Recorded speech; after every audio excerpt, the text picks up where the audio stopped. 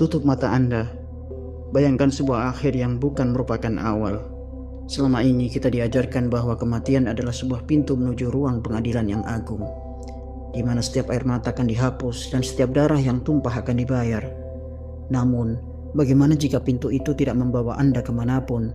Bagaimana jika di balik tirai kematian, tidak ada Tuhan yang tersenyum, tidak ada api yang berkobar, melainkan hanya kegelapan yang sunyi, dingin, dan abadi? Semua ketiadaan yang begitu mutlak sehingga kesadaran Anda pun tidak ada di sana untuk menyadarinya. Inilah ketakutan eksistensial terdalam manusia, bukan karena kita takut dihukum di neraka, tapi karena kita takut bahwa semua penderitaan kita di dunia ini ternyata tidak memiliki arti apa-apa. Peradaban manusia dibangun di atas fondasi balasan. Kita menahan diri untuk tidak membunuh, tidak mencuri, dan tidak berbuat jahat. Sebagian besar karena kita percaya ada mata yang selalu mengawasi dari langit. Konsep akhirat adalah polisi paling efektif dalam sejarah manusia.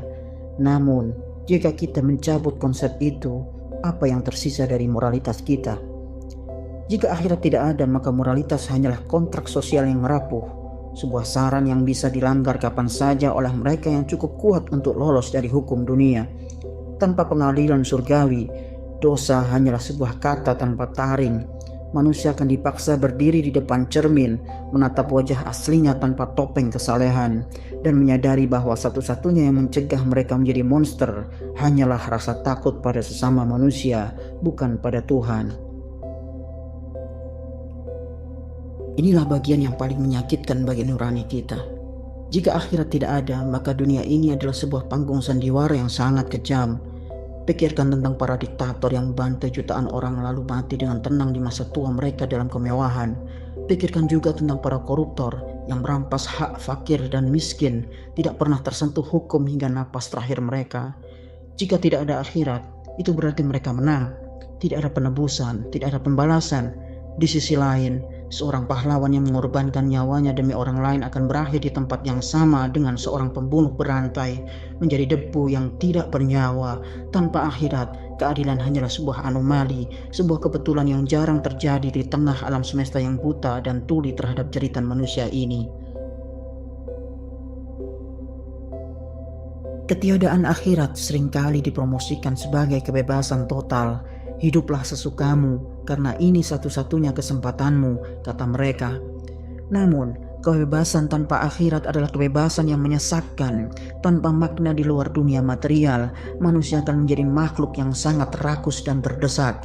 Jika hidup hanya sekali, dan setelah itu hanya ada kegelapan, maka hedonisme menjadi satu-satunya agama yang logis. Mengapa harus berbagi jika saya bisa memiliki semuanya? Mengapa harus bersabar jika waktu saya terus berdetik menuju ketiadaan? Kematian Tuhan dan akhirat tidak membuat manusia menjadi malaikat yang bebas. Ia justru beresiko mengubah dunia menjadi hutan rimba, di mana yang kuat memangsa yang lemah, dan justifikasi bahwa makna hidup saya adalah kenikmatan saya sekarang juga.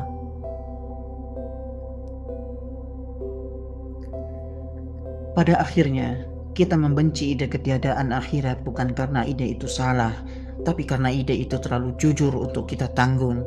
Kita membutuhkan konsep surga dan neraka supaya kita tidak gila melihat ketidakadilan dunia. Akhirat adalah obat penenang bagi mereka yang tertindas dan rantai pengikat bagi mereka yang berkuasa. Jika naskah ini membuat Anda merasa tidak nyaman, mungkin itu karena jauh di dalam lubuk hati kita semua takut bahwa kita hanyalah domba-domba yang sedang bermimpi tentang gembala di langit, sementara serigala di kehidupan nyata sudah siap menerkam.